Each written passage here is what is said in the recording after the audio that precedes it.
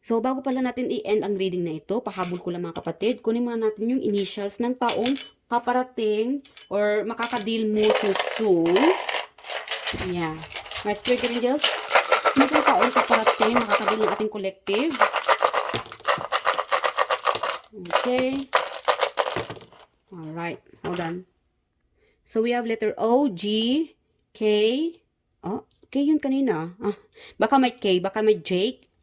K, U. Baka meron ditong mga anak na magiging pasaway din. Paparating ito. Miscommunication. Guys, sa mga anak, teenager, baka mag-aaway kayo or kapatid. Alamin nyo muna, no, bago kayo makipagtagisan ng, I don't know, bago makipagtagisan. So, or competitive. Yeah, makipag-away, pamilya. Alamin nyo muna kung ano ba talagang punot dulo. Yeah. So, bago mangyari ito or para maiwasan na mangyari itong gulo, no? Yeah. So, zodiac sign, sino nung itong paparating? Makilala natin collective or makadeal so soon. Okay. We have I, Libra. Okay. Libra. Again, May. Could be Taurus. Or it could be 5. Like again guys, may number tayo dito. Ano yun?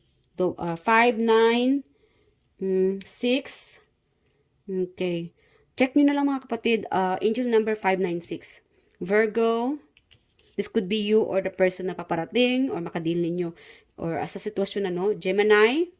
And around 20s. Yeah, it could be soon, next week, mangyari ito, makilala mo, may makasalumuha ka, may miscommunication.